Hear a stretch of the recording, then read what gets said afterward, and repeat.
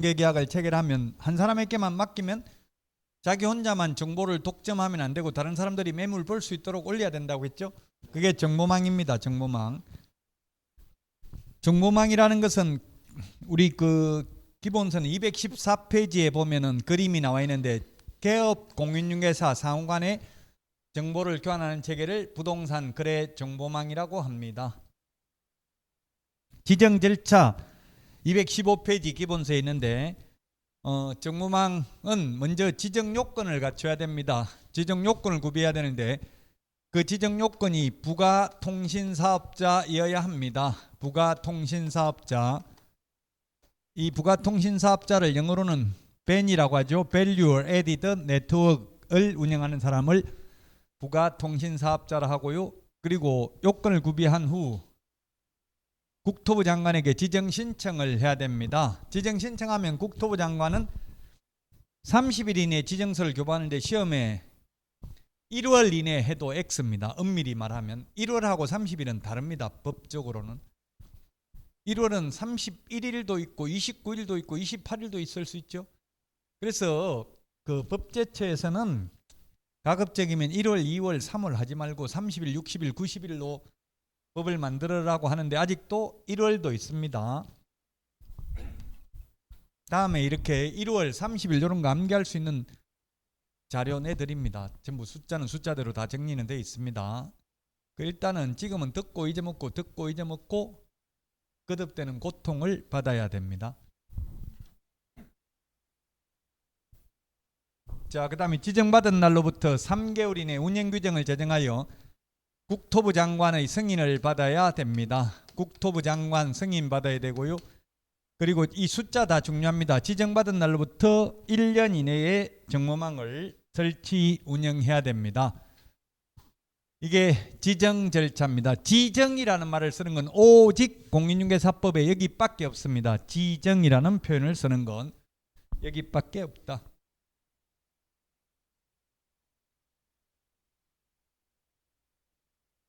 자, 그럼 지정요건인데요. 우리 기본서 지정요건 214페이지 맨 밑에 박스에 있죠. 그 214페이지에 보니까 30회, 31회, 칠판에 있는 게 다 중요한 내용이죠. 지금 시험에 기본서에 보니까 다 몇 회 때 출제됐다고 표시돼 있죠. 그 여러분들이 우리 교과서가 잘 돼 있는 게 전부 다 몇 회 때 출제된지 이게 표시가 다 돼 있어요. 그 기출 문제는 반복해서 출제됩니다. 출제됐던 부분에서 계속 출제돼요. 출제위원들은 제가 출제위원으로 들어간 교수님들하고 이야기를 해보면 제 그 박사과정의 지도 교수님도 해마다 출제위원으로 들어가는데 출제위원으로 들어갈 때는 제가 농담으로 그냥 문제 좀 알려주고 들어가세요 했더니만 내가 기억력이 없어서 머리가 나빠가지고 모르겠다 이러더라고. 왜냐하면 알몸으로 들어간대. 아무것도 못 가져간대요. 그 안에서는 휴대폰도 못하고 이메일도 못하고 시험 실시하는 날 나오는 거예요. 합숙하다가. 그래서 만약에 뭐 누가 상당하면 부모님 돌아가시면 경찰 대동해가지고 그냥 문상만 잠깐 인사만 하고 다시 들어가야 된대요. 계속 붙어 있어가지고 다른 사람하고 말도 못해요. 그럼 만약에 저한테 문제 알려주려면은 알려준 걸 들어가서 그대로 출제해야 되는데 자기는 그 종이에 적지도 않고 그대로 기억할 수가 없다. 그 출제위원 저보고 그러더라고. 나도 이 시험 보면 떨어진다 이러더라고. 그건 맞아요. 왜냐하면 이미 나왔던 거 보고 출제만 하는 거지 자기도 시험 보면 떨어지는 거 맞죠. 공인중개사법에서 가장 잘하는 사람은 학원 강사죠. 맨날 강의하니까 다 알죠. 근데 출제위원들은 다 몰라요. 그냥 기출문제 보고 책 보고 법조문 보고 출제한다고. 책은 시중에 있는 책은 뭐 방문각 책이든 어느 출판사 책이든 가지고 들어가지 않는답니다. 만약에 방문각 책만 가지고 들어가면 방문각에 있는 것만 나오고 다른 출판사에 있는 거 안 내고 이러면 안 되겠죠. 공통적인 부분만 시험에 나온다고요. 모든 책에. 그 책을 보고 내는 게 아니고 법조문 보고 냅니다. 그래서 올해 공법 같은 게 안 배운 게 한 15문제 가까이 나왔어요. 책에는 없지만 법조문에는 있거든요. 법조문에 있는 걸 책에 다 넣을 수가 없어요. 공법은 워낙 방대하니까. 근데 이 과목 제가 맡은 공인중개사법은 법조문에 있는 거 책에 다 있습니다. 법조문이 몇 개 안 되니까. 그래서 전략 과목으로 이 공인중개사법을 80점 이상 최소한 받아야 된다고요. 어떤 합격 수기 보니까 공인중개사법 요거 80점, 그 다음에 이 공시세법 52.5, 그 다음에 공법이 40 7.5 이렇게 해가지고 합격했더라고요. 딱 60점으로. 딱 60점을 합격한 사람 엄청나게 많아요. 그래서 이게 공인중개사법 제 과목 요걸 80점 받아야 된다고요. 안정적으로 2차 합격하려면. 나머지 2차 과목은 다 점수 받기가 어려워요. 공법도 어렵고 등기법도 쉽지 않고요. 세법도 요즘 세법도 굉장히 어렵게 나와요. 문제 경향이. 그러니까 공인중개사법 이거는 크게 뭐 예를 들면 시험에 이런 게 나온다고요. 500명 5 빼기 2는 3이다. 5 빼기 2는 3이다. 이런 거 숫자 30명 대신에 20명 이렇게 나온다고. 이러면 이런 숫자는 그냥 뭐 특별히 사고력을 요하는 거 아니고 단순히 암기하는 내용이잖아요. 그러니까 이런 거는 뭐 기초 지식 없어도 충분히 고득점 가능하다는 이야기입니다. 시험에 과거에 나온 거 보면 정보 처리 기사인데 기사 대신에 기능사 X, 1인 대신에 2인 X 이런 식으로 시험에 나온다고요. 그 다음에 공인중개사 1인 이상인데 2인 이상 X, 공인중개사인데 개업공개사 X 이런 식으로 출제된다. 거기 214페이지 맨 밑에 기본서 박스에 있는데 그 별표해 놓으세요. 나중에는 기억해야 됩니다. 이게 지정 요건입니다. 지금 여기보다 이제 1월 달부터 강의하는 거는 제가 가급적이면 그림을 많이 그리고 그림이 좀 이해하기가 쉽거든요. 그래서 글자 수는 가급적이면 줄이고 그림 위주로 눈에 볼 수 있도록 글자 숫자는 최대한 줄여서 간략하게 정리를 했습니다. 아마 그래서 공부하는 데 어려움이 없을 거예요. 공인중개사법은 쉽다고 그냥 또 너무 안 하면 날로 먹으려고 하면 안 돼요. 가만히 하나도 안 하고 점수 안 나온다, 스트레스 받는다, 재수 없다 이렇게 하면 안 된다고요. 똑같이 다른 과목하고 똑같이 했을 때 점수 잘 나오고 쉽다는 이야기지 전혀 안 하고 그냥 점수 나오는 건 아니겠죠. 중간에는 엄청난 고통은 받아야 됩니다.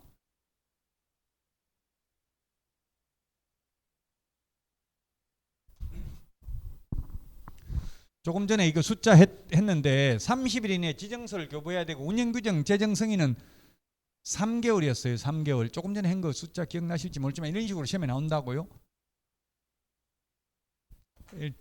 예를 든 겁니다. 이런 식으로 나온다.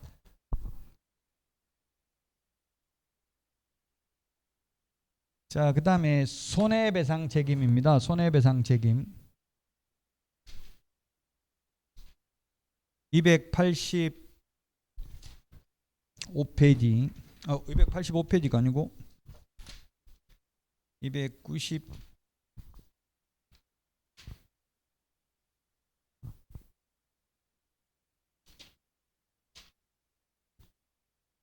262 268 268 맨 앞에 목차에서 이게 보면 손해배상 책임 이런 게 제목이 다 나와 있거든요. 만약 못 찾으면 맨 앞에 목차에서 찾으면 금방 찾을 수 있어요. 자, 손해배상 책임 뭐 민법에도 손해배상 책임이 있는데 공인중개사법상 손해배상 책임하고 다른 점이 뭐냐면 민법에서는 손해 입히면 자기 개인 재산 가지고 손해배상을 해야 돼요. 근데 공인중개사법에서는 손해배상 책임이 개인 재산이 없을 수도 있잖아요. 그럼 손님들 피해는 입혀놓고 개인 재산 없으면 배째라 하면 받을 길이 없죠. 그래서 보험이나 공제나 공탁, 즉 보험을 가입해야 된다고. 보험, 손해배상을 해주기 위한 보험을. 그 보험 가입 금액이 이제 올해 바뀌었습니다. 보정가입 금액. 그 보정은 언제 해야 되냐면 등록 후, 등록이 개업입니다. 개업하고 나서 등록하고 나서 업무개시 전에 가입하면 됩니다. 분사무소하고 매수신청대리인 등록은 미리 하는 거고요. 보정의 변경, 보정이 보험인데 보험을 1년짜리 가입하거든요. 그럼 1년짜리 가입했으면 1년 만기 끝나야 바꿀 수 있는 게 아니고 중간에 바꿀 수도 있어요. 여러분들도 만약에 자동차 보험도 현대화재 해상에 가입됐는데 1년짜리, 보통 자동차 보험도 1년 가입하잖아요. 그러면 1년 만기 끝나기 전이라도 삼성화재로 바꿀 수 있어요. 마찬가지 이것도 이론적으로는 효력 있는 기간 중에 바꿀 수 있어요. 중간에. 그러나 현실적으로 중간에 바꾸면 이건 미경과 보험료 해약 환급금을 받게 되면은 사망보험 들었다가 중간에 해약하면 돈 거의 안 나오죠. 마찬가지예요. 이것도. 그래서 만기 끝나야 바꾸는 게 좋습니다. 이론적으로는. 현실적으로는. 그러나 시험에 나오면 언제든지 바꿀 수 있다. 기분 나쁘면 오늘 가입해놓고 오늘 당장 바꿔도 된다. 변경 가능하다. 만기 끝나면 만료일까지 다시 가입해야 됩니다. 자동차 보험은 만기 끝나기 하루 전에 가입해야 됩니다. 자동차 보험은 가입하고 12시간인가 지나야 효력이 발생합니다. 왜냐하면 사고 내놓고 보험 들 수도 있기 때문에 그렇습니다. 근데 우리는 만기 끝나면 끝나는 날까지 다시 가입하면 됩니다. 보험을. 그리고 손해배상을 해주고 나면 15일 이내에 다시 보험 가입해야 됩니다. 15일 이내. 시험에 15일 대신에 30일 이런 식으로 해서 시험에 나온다고요. 제가 국제사이버대 부동산학과에서 강의를 하고 있는데 그건 주관식으로 내야 단답형으로 내야 되는 게 있어요. 대학은 이렇게 객관식으로만 못 내요 시험을. 그 단답형으로 주관식 단답형으로 문제를 내다 보니까 저 같은 경우는 뭘 냈냐면 전부 숫자를 냈어요. 숫자. 이게 숫자 15일 이걸 내놓으면 답을 명확하게 숫자 15 안 들어간 건 다 X로 할 수 있잖아요. 그냥 단어를 적으라고 하면 그게 좀 헷갈리더라고. 단어를 적으라고 하면 말을 갖다 비슷하게 적어 놓으면 그걸 틀린 걸로 할 건지 옳은 걸로 할 건지 굉장히 애매하죠. 근데 숫자를 시험에 내니까 명백하게 15일인데 15일 아니고 뭐 다른 거 숫자 적었으면 무조건 X죠. 그 전부 숫자로 다 냈어요. 그 단답형으로 적는 걸 주관식으로 내는 걸. 그 숫자 우리 시험에서도 숫자 많이 나옵니다. 이 15일 대신에 30일 X 이런 식으로 출제됐습니다.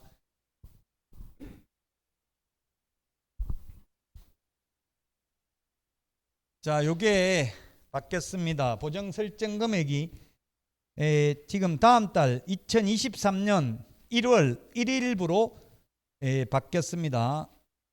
거기 우리 기본서 272페이지 위에서 한 8번째 줄 그 양가로 3번에 동그라미 1번에 보니까 법인인 개업공개사는 4억 이상이라고 돼 있죠.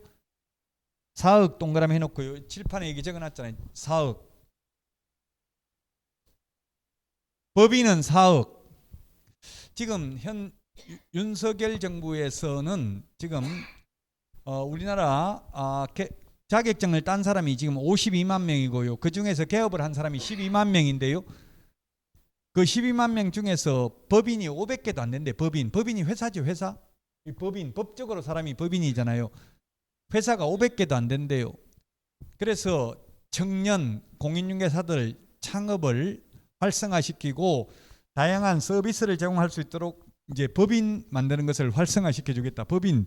그래서 법인 지금 현재는 자본금이 5천만 원 이상인데 자본금 규정을 내년 1월 달부터 삭제할 예정이다. 자본금 상관없이 이제 법인 설립할 수 있도록 허용할 예정입니다. 어쨌든 법인의 경우에는 4억 이상 가입해야 됩니다. 개인은 2억 이상 가입해야 됩니다. 그러니까 어떤 분이 그러더라고요. 그럼 돈 2억 있어야 부동산 할 수 있습니까? 묻던데 돈 2억 있어야 되는 건 아니고 보험 가입하면 돼. 보험료는 2억에 대한 보험료가 1억에 대한 보험료를 제가 협회 공제료는 19만 8천 원이고요. 서울 보정보험은 10만 원 정도밖에 안 해요. 그럼 서울 보정보험 가입하면 한 20만 원. 협회 가입하더라도 40만 원이 안 되죠. 이게 곱하기 2 하면 이거 얼마죠? 38만 6천 원이에요. 39만 6천 원이가? 이게 자꾸 컴퓨터로만 하다 보니까 이게 이제 사람 머리가 뭐 곱하기도 못하고 더하기도 못하겠어요. 전부 컴퓨터가 다 해주니까. 39만 6천 원. 맞아요. 6천 원. 20만 원에서 2천 원 빠지니까 여기는 4천 원 빠지고. 아, 그게 맞네. 계산 잘하시네. 저보다 훨씬 머리 좋은데 충분히 합격하실 수 있겠어요.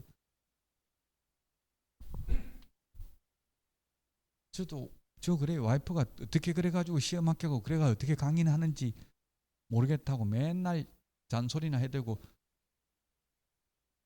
미치겠어요. 집에 들어가도 힘들고 밖에 나가도 눈치 보고 살아야 되고 어떻게 앞으로 살지 걱정이에요.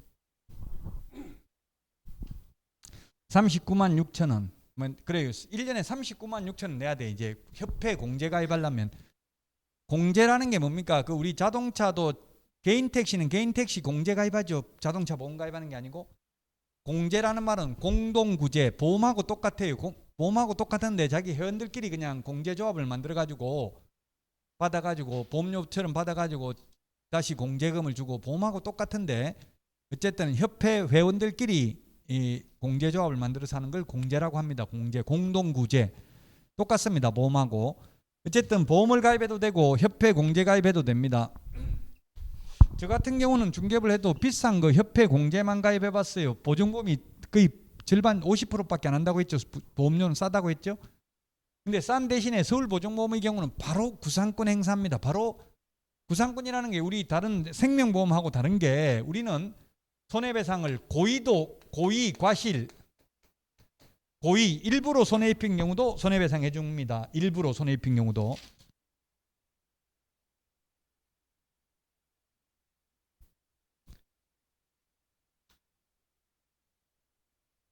자, 그 손해배상이 보면은 266페이지, 기본서 266페이지 맨 밑에 양가로 3번에 업무상 고의 과실이라고 돼 있죠. 고의. 고의 과실이면 과실은 모르고 부주의해서 모르고 손해 입힌 거고요. 고의는 일부러 손해 입힌 거죠. 일부러 손해 입혀도 보험금을 준다고요. 제가 손해 2억 입혔다고 확인합니다. 이렇게 확인서 써주면 2억 받을 수 있어요. 그러면 2억 받아가지고 반반 나눠 먹자 이렇게 할 수도 있겠죠. 그래서 구상권이라는 걸 행사할 수 있습니다. 구상권이 뭐냐면 너가 갚아야 될 돈을 내가, 이게 민법 용어입니다. 구상권은 인터넷에 치보면 나옵니다. 너가 갚아야 될 돈을 보험회사인 내가 갚았으니 내가 갚은 돈 돌려달라고 요구할 수 있는 권리를 구상권이라고 그래요. 즉 손해배상 해주면 보험 들었다고 끝이 아니고 개업공개사가 다 토해내야 된다고요. 우리 일반 생명보험, 자동차보험, 화재보험의 경우는 구상권 행사하는 게 없어요. 원칙적으로. 왜 없냐 하면 자동차보험이나 생명보험이나 화재보험은 고의로 사고 난 거는 배상을 안 해줍니다. 생명보험 들어놓고 2년 안에 자살하면 보험금 안 줘요. 자살이 고의로 사고 낸 거잖아요. 고의로 일부러. 생명보험 들어놓고 2년 안에 죽으면, 그래서 저한테 자살하고 싶다고 상담하러 오는 친구가 있었어요. 그럼 보험 들어놓고 2년만 있다 죽어라. 다른 가족들 보험금이나 타게. 그때까지 못 기다리겠네요. 못 기다리겠는데요 하더라고요. 이왕 태어났으니까 가족들을 위해서 2년만 좀 참아라 했더니만 2년 지나도 안 죽더라고요. 2년 넘어서 죽으면 보험금 주기는 합니다. 옛날에 1년 했다가 2년으로 바뀌었어요. 그 왜 2년으로 바뀌었냐면 하도 유서 써놓고 1년 지나고 나서 죽은 사람이 많이 생겨가지고 보험회사가 손해가 생겨서 생명보험협회 회장들끼리 만나서 약관을 바꿨어요. 2년으로. 지금도 2년 만에 2년 조금 넘어서 자살 많이 한대요. 그럼 이제 또 3년으로 바꿀 수도 있겠죠. 앞으로 약관을. 지금은 2년 안에 죽으면 안 줍니다. 어쨌든 자동차 보험도 일부러 불내면 보험금 안 줍니다. 저도 자동차 보험도 제가 우리 학원을 강의를 이때까지 하면서 딱 한 번 지각을 했는데요. 아파트에 누가 차를 딱 앞에 박아놓고 그대로 받친 대로 놔놓고 갔더라고. 지금 충격받았어요. 그런 거 살면서 처음 봤어요. 보통 받쳐도 빼가지고 도망가거나 빼놓죠. 근데 그대로 받친 상태로 놔놓고 아침에 나오니까 있더라고 차가. 근데 제가 잘난 척 한다고 보험회사 연락해가지고 이거 음주운전한 것 같다 이 이야기를 괜히 했어요. 음주운전하니까 보험금 혜택이 안 되더라고. 그냥 개인적으로 해결하라더라고요. 개인적으로 받아내라더라고요. 그래가 지각해서 그 개인적으로 해결을 뭐 차 끌고 가고 뭐 또 다시 다른 걸 렌트카 가져오고 이러더라고요. 한 번 딱 지각을 했는데, 그래서 여러분들 같으면 그냥 사고 당해도 음주운전한 사람한테 사고 당했다 하면 보험금 안 준다고. 보험회사에서 일부러 사고 낸 거나 마찬가지잖아. 음주는 고의로 낸 거는 보험금 못 받아요. 그 괜히 말했다 싶더라고. 그냥 사고 당했다 이렇게만 하지 굳이 운전했다고 말할 필요 없어요. 그 사람은 자기 돈까지 다 토해냈어요. 그 보험, 그 생명보험이나 자동차보험이나 화재보험은 고의로 사고 내는 거는 배상을 안 한다고요.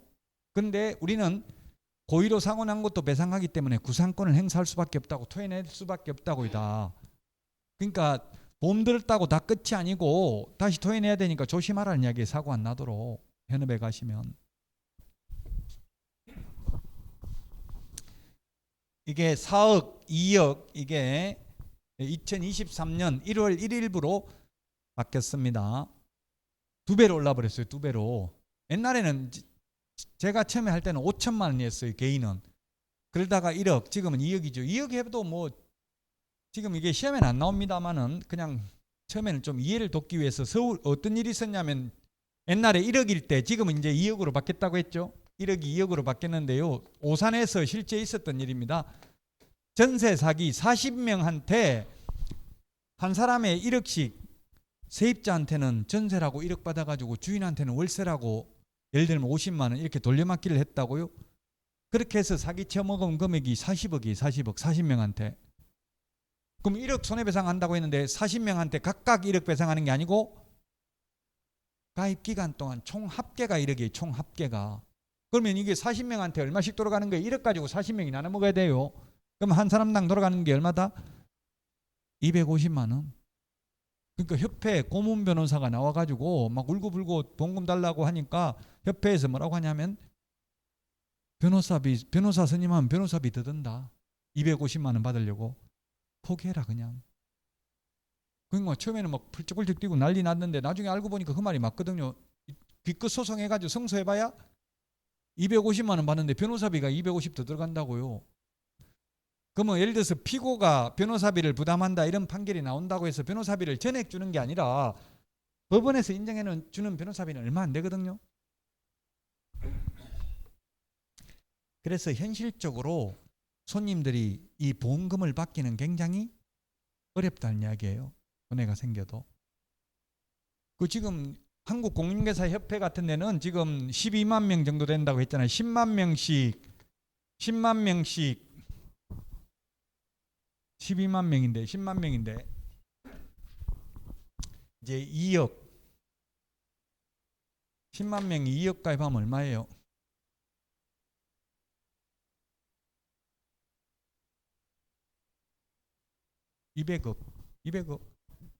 200억인가요? 협회 지금 공제료 받는 게 200억 2억씩 가입 2억이니까 2억을 가입하려면 아까 얼마예요? 약 40만 원 정도 가입해야 되잖아요. 40만 원.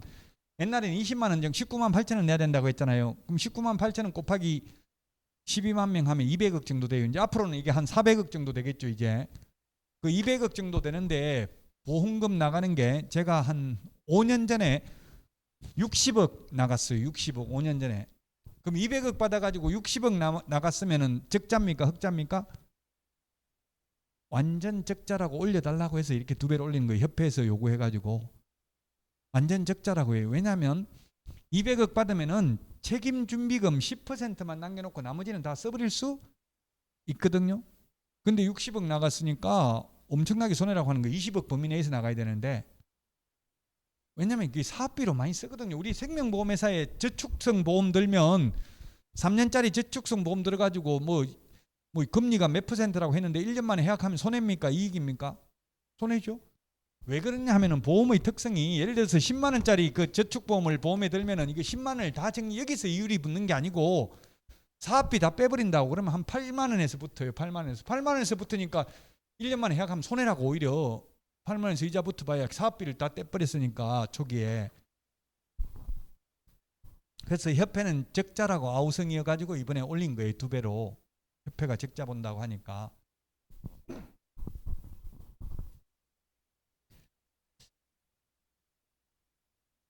자, 어쨌든 이런 게 보험가입을 해야 된다는 것 정도만 기억하고 있으면 됩니다.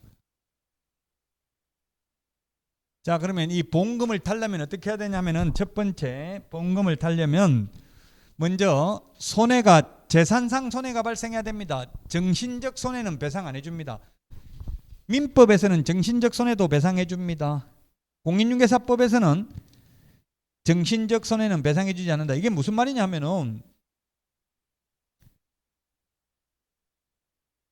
지금 275페이지에 있어요. 민법에서는 지금 위자료, 우리나라에서 위자료 최고 많이 받은 게 위자료나 정신적 손해나 같은 말이에요. 김주아 앵커가 5천만 원 손해배상 위자료 받았어요. 남편이 사기치 가지고 유부남인데 총각이라고 해서 속여가지고 5천만 원 받은 게 최고 컸었는데 이번에 SK 최태원 회장 1억 손해배상 해주라고 했어요. 부인한테 위자료. 우리나라 역사상 최고 큰 금액입니다. 재벌이니까 그렇겠죠. 보통 일반 가정주부 같으면 10년 동안 두드려 맞고 살아봐야 1,000만 원도 안 돼요. 2천만 원 돼요?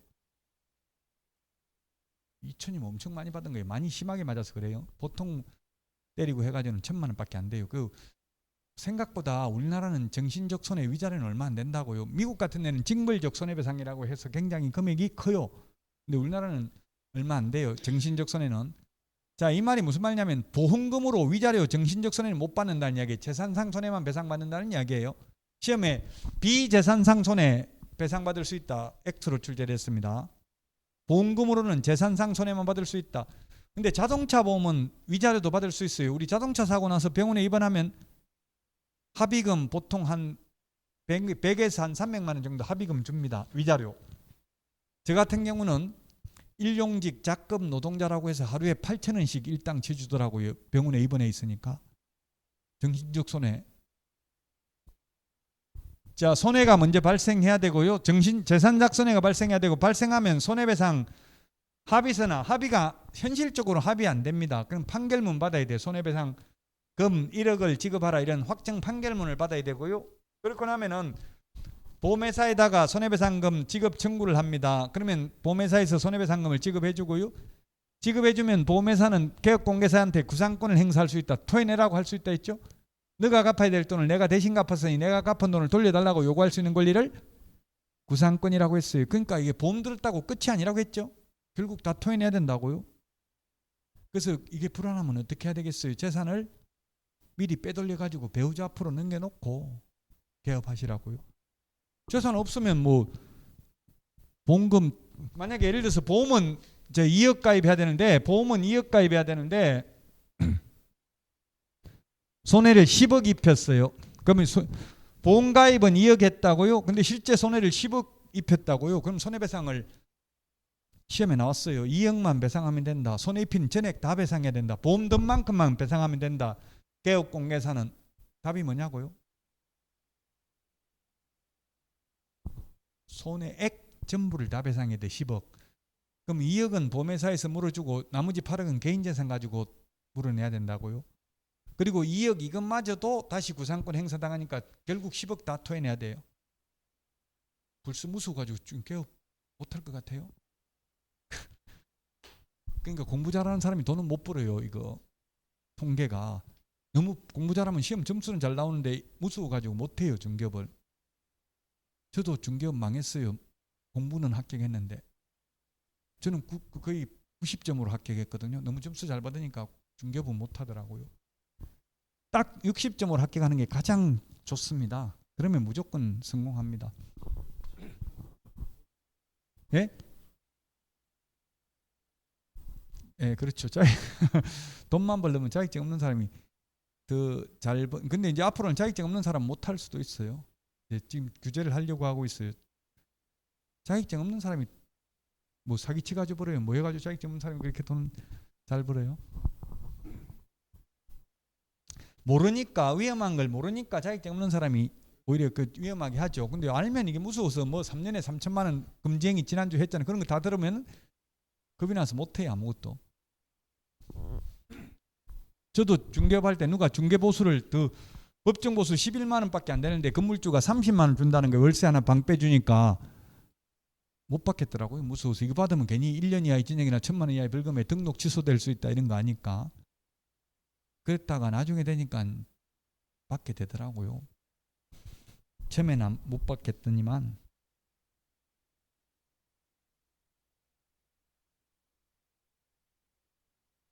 자, 그 다음에 계약금 등의 예치 권고제도 280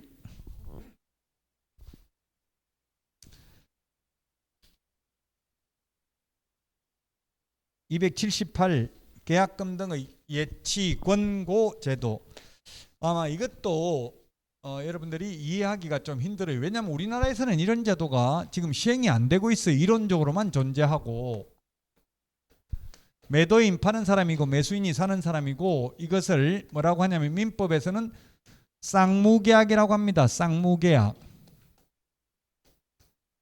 편무계약, 쌍무계약 이런 말 들어봤어요? 못 들어봤어요? 쌍무, 쌍방의 의무가 쌍방합의, 쌍방의 의무가 서로 대가적 관계에 있는 걸 쌍무계약이라고 합니다. 쌍무계약은 동시이행을 해야 됩니다. 어떤 분이 또 전화와서 묻더라고요. 회사인데 주인한테 보증금 빼달라고 하니까 짐 다 빼면 주겠다, 돈 주겠다 이렇게 하는데 그게 맞나요? 묻던데 맞아요, 안 맞아요? 짐 다 빼면 보증금. 세수하는 사람 짐도 안 빼는데 돈 돌려달라고 해서 주인이 방 다 빼면 짐 다 빼면 돈 돌려주겠다. 그 말을 할 수 있냐고 없냐고요? 할 수 있죠. 그걸 민법에서는 동시이행의 항명권이라고 합니다. 동시이행의 항명권. 동시이행 관계 있어요. 동시이행. 같이 이행해야 된다고. 방 빼는 거하고 돈 받는 거하고 동시이행입니다. 그래서 전세 사는 게 더 힘들어요. 전세 살아서 저 같은 경우도 옛날에 전세 살다가 주인하고 사이가 안 좋았어요. 주인이 너무 남자가 하여튼 막 괴롭히더라고요. 그래서 저도 이제 나갈 때 보증금 달라니까 옛날에는 일요일 날 이사를 많이 했어요. 옛날에는. 요즘은 일요일 이사 거의 안 하죠. 평일 날 하죠. 요즘은. 제가 옛날에만 해도 20년 전만 해도 5년 전인가 그때는 금액이 얼마 안 크고 하니까 일요일 날 토요일 날 이사를 많이 했어요. 오히려 일요일 토요일 이사하면 이사비가 더 비쌌어요. 근데 요즘은 일요일 이사하면 싸요. 평일날 더 비싸고요. 평일날 손 없는 날 있잖아요. 뭐 그 달리기 보면 손 없는 날 그 날이 비싸요. 한 10만 원 이상 차이 나요. 이사비도. 수요 공급의 법칙에 의해서 일반 재화는 수요 공급의 법칙이 잘 적용되는데 이거는 부동산은 수요 공급의 법칙이 반드시 잘 적용된다고 볼 수는 없어요. 지금 가격이 원래는 수요 공급의 법칙에서 경제학 이론에 보면 가격이 내려가면 수요가 더 늘어나야 되고 더 살 사람이 많아야 되거든요. 근데 집값은 내려가면 더 안 사요. 사람들이. 왜? 더 빠질까 봐. 올라가면 또 산다고. 이게 올라가면 원래는 안 사야 되는데 또 더 올라갈까 봐 미리 사놓자. 그래서 이게 참 어려워요. 저는 그래서 이때까지 살면서 제가 팔고 나면 올라가고 사고 나면 떨어지고 거의 다 그랬어요. 이때까지.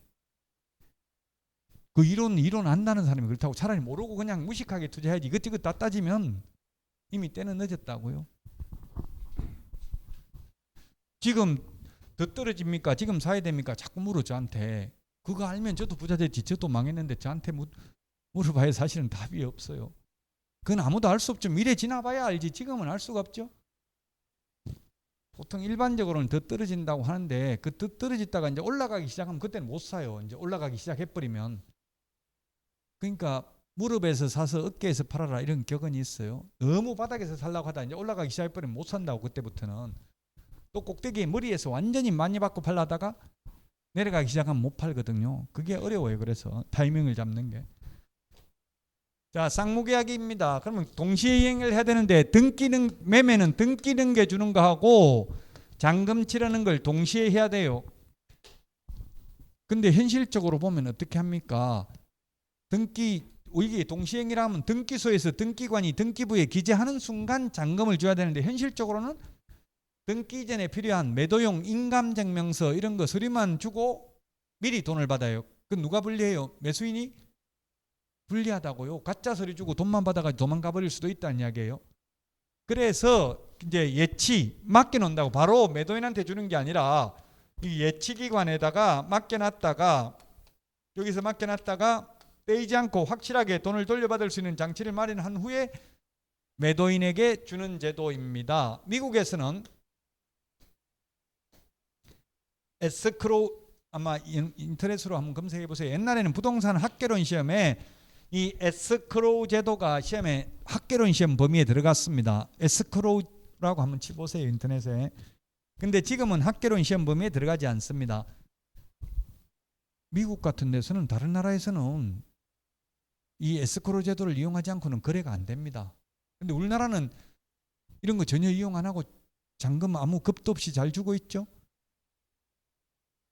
우리나라하고 외국하고는 진짜 다른 게 많더라고요. 우리나라는 거기 시세라는 게 있잖아. 아파트 시세가 얼마다 막 이게 고객 논문이 뭐 각종 포털 사이트에 보면 네이버 부동산 시세 다 나와 있죠. 외국에는 시세가 없어요.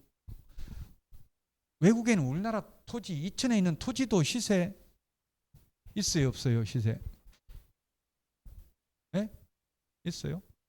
근데 시세가 그게 적정한 가격인지 알 길은 거래 사결의 자체가 없어요. 옆에 그 딱 옆에 거래된 게 없고 옆에 거래됐다 하더라도 토지는 바로 옆에 있는 토지하고 가격 가치가 같다고 볼 수도 없죠. 그래서 시세라는 게 토지는 사실은 좀 있다고 보기 쉽지 않아요. 대체로 뭐 이천 전체적인 거래는 있기는 하겠지만 그게 시세가 이게 적정한 가격인지 알 길이 없다고요. 근데 아파트 같은 거는 거의 믿잖아요. 시세에 나와 있으면 그냥 이게 그냥 시세인가 보다 하고 다 인정하고 받아들이잖아요.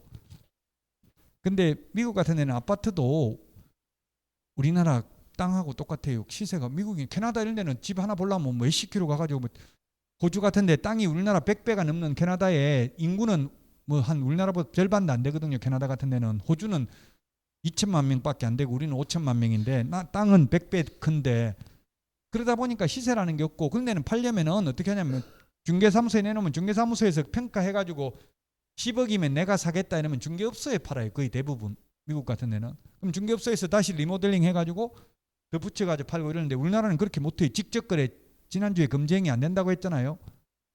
우리나라는 못 믿는다는 이야기예요. 개업공개사가 사기꾼일 수도 있다고 보는 거예요. 정부에서는.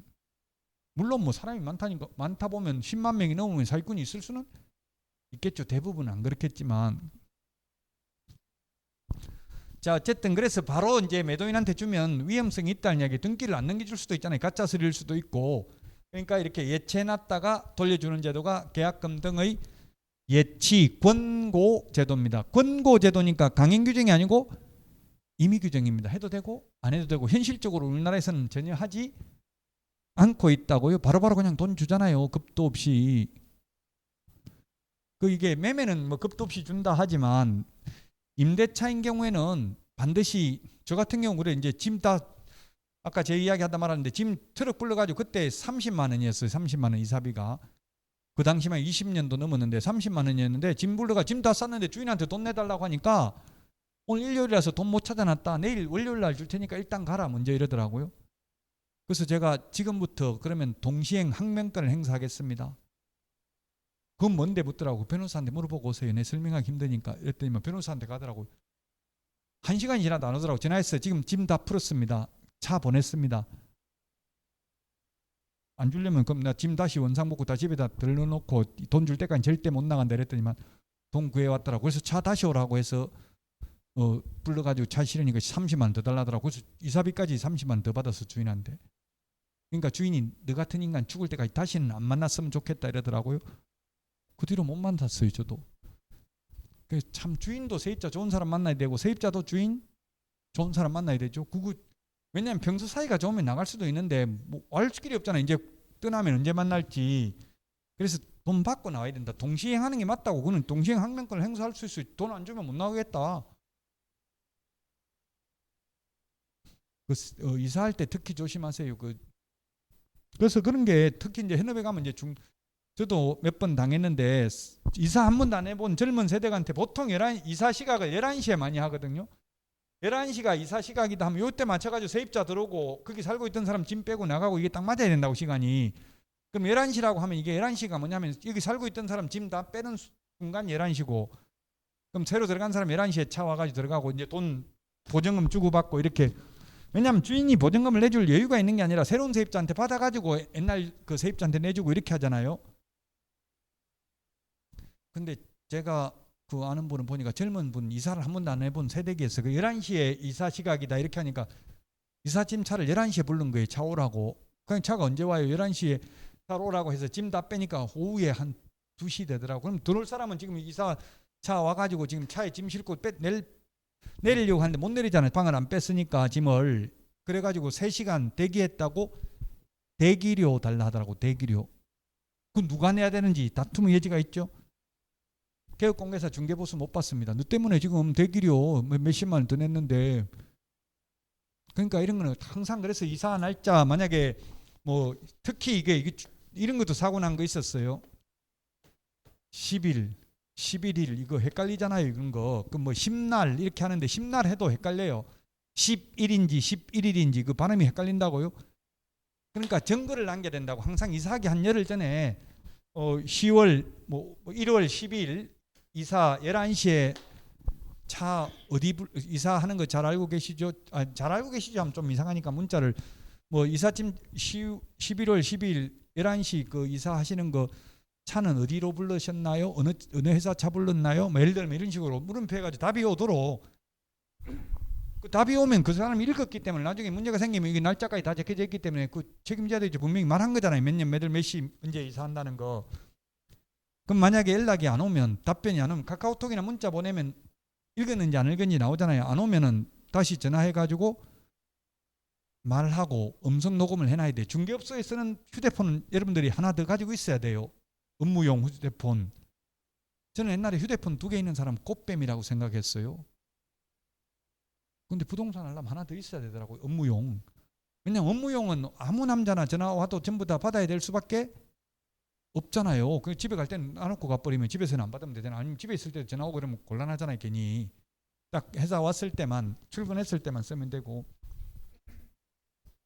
제 와이프도 자격증 따가지고 부동산에 취직했는데 어르신들 와가지고 70 넘은 어르신들 50억 있다 이거 보상받은 거 저 수용돼가지고 50억 있다 제주도 올레길 한번 가면 큰 거 한 건 해줄게 이렇게 갈래 이렇게 와이프한테 묻는데 저보고 와이프가 또 그냥 저 혼자 알아서 하면 될 때는 저보고 따라갈까 이렇게 묻더라고요.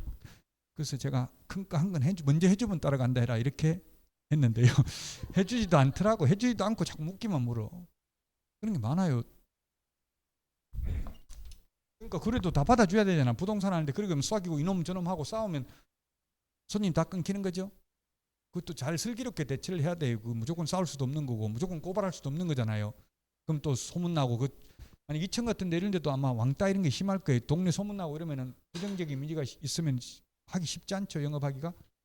그러니까 슬기롭게 잘 극복하시라고. 아마 그런 게 별의별 일이 다 생겨요. 응급하다 보면.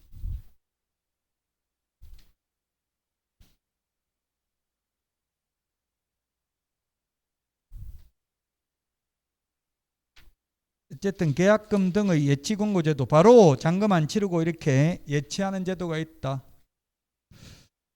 자, 그다음에 284페이지 중개 보수가 있는데 중개 보수. 옛날에는 중개 수수료.